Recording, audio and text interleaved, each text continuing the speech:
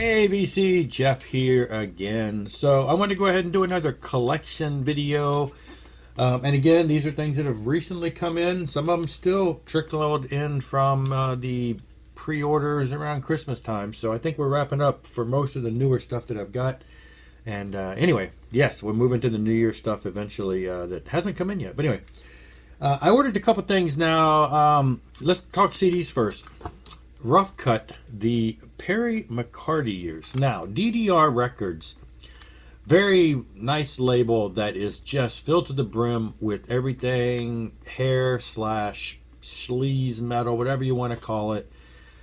Anything with that 80s vibe into the 90s, bands, even modern bands that still have that sound. So just there's too many albums on this label to even to begin to think of. And they had a sale near the end of the year where lots of things in the store were like 40% off. I had built a list because it's just like, how do you even choose? I don't know any of these bands, but they all look great. I ended up only getting these two albums, just cost money, and these were familiar with me. Rough Cut.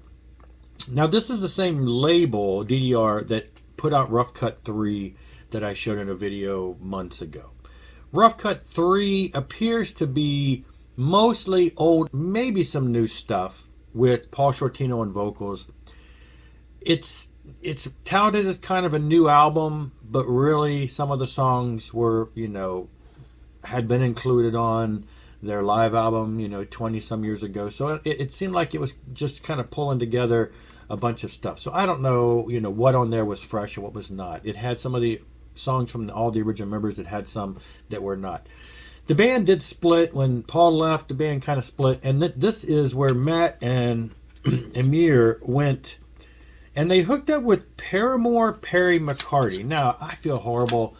I just bought this because it says Rough Cut. It didn't even dawn on me, the Perry McCarty years. That name, yeah, it sounded familiar. I was thinking it was somebody else. So I really wasn't thinking. I was just like, Rough Cut, got to buy it, So these are recordings. They're better than demo quality. They're definitely, more studio wise, but they're recordings that they made during that time frame after Paul Shortino left, where Perry McCarty came in. So I'm listening. I get this album and I'm listening to it, and I'm, every once in a while I get a little hint. The vocals sounds like kind of familiar. Where do I know this guy from? Where do I know this guy from? Because it's, it turns out he's not singing in the same style that I'm used to. But finally I had to stop. You put this on I'm like, stop. Who is this guy? And I pulled up, I'm like, holy moly, I can't believe it. It's from one of my favorite bands, Warrior. It just didn't click, the name. I've loved Warrior since this album came out back in the 80s. This is just, a copy of my album to show you.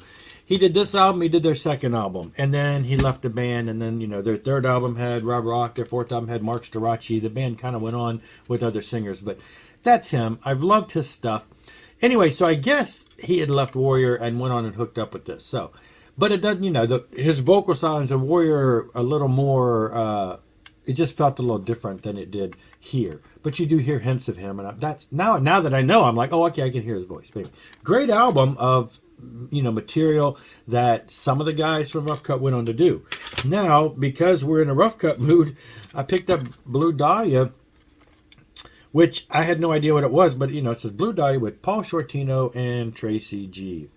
Paul Shortino from Rough Cut. So here's a newer album with Paul singing, and then Tracy G is on here too. So and Tracy G, he did a little stint with Dio, but he also has recently released that Gale Force album with Michael Drive that I've had Michael Drive on the show talking about that last year or so.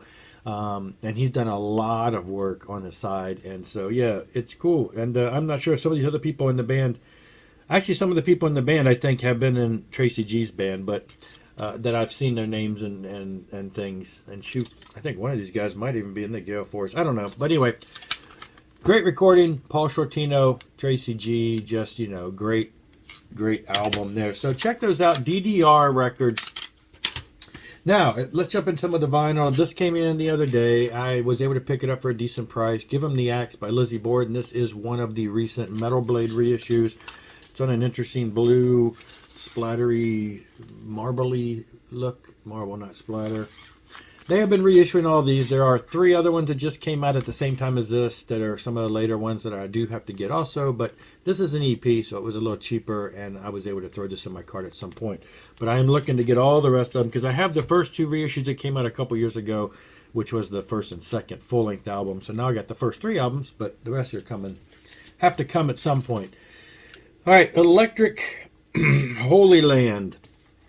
This was something, Discogs, I had to buy something else from someone, which I'm totally drawing a blank on what the main album was.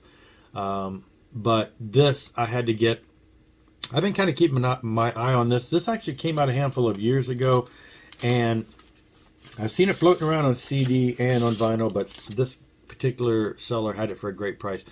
This is made, it's a compilation made up of all kinds of psych and early, Christian music from the 70s, back when it was kind of in the psych phase. So it's just some cool fuzz and psych sounding compilation of songs by bands I've never heard. So anyway, yeah, I had to pick that up, and it sounds great. It's just some great classic tunes. Okay, these next 2 come to me from Canada, and I picked these up because it was end of the year. He was having, I think it might have been on sale, or at least the sale for Canadian prices is always good. But you may or may not be familiar. A couple people have mentioned him, but Mark Anthony, up from Canada, he pops on YouTube occasionally. He's with Patrick on the Vinyl Archivist show, and he does his own videos and stuff. But it's kind of a one-man band for the most part. He writes and plays everything. And it's, very heavy on the prog side, very, long storylines and things along that line. And this, of course, is a storyline. So this is in the year 3073, book 1. And what had happened is, so going back, I had shown his stuff, I don't know, more than a year ago or so. Back when I first discovered him and his music, I went ahead, he was having a sale, and I bought everything that he had on vinyl. Unfortunately, the first album he was totally out of, because these albums, he prints them, and he only made 100 of each. So I was able to grab the second and third album, A Brand New Day and Man of Science, Man of Dreams, but I was never able to get the first album, and I bought that on CD. And these are all, again, limited, 100 print. They're all, pretty interesting, different vinyl colors and stuff. These, and I have shown these before. They come with posters and things along that line. But anyway, the book 1 was the newest album at the time, and it was only on CD. And I did buy the CD with those original record purchases that I bought. So now the vinyl's out, and I'm like, well, I didn't want to order just that, Canadian shipping, etc. and everything. So I waited a little while, and, book 2, the second volume of this story, came out on a vinyl record also. And so I went ahead and bought both of these. And so now I've got everything on vinyl that he has. He's working on book 3 now. And he has a lot of stuff you can download on Bandcamp, which I've done too. This is on yellow. Again, most of them come with inserts and posters and bonus tracks that you can listen to online. There's always little extras in here. And then book 2 is on teal. And again, 100 of each, and that's it. Now, he did talk in one of his recent videos on how he's going to go back and reprint all of the albums, but he's putting them on picture disc.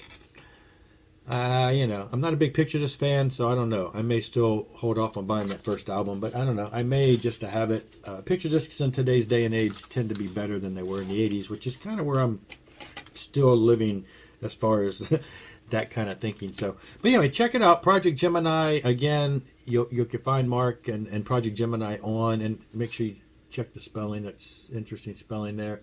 You can find him on YouTube, and like I said, he pops up here and there, and you can hear music samples and things along that line. So went ahead and grabbed those, so now I'm all caught up with the Project Gemini vinyl record collection.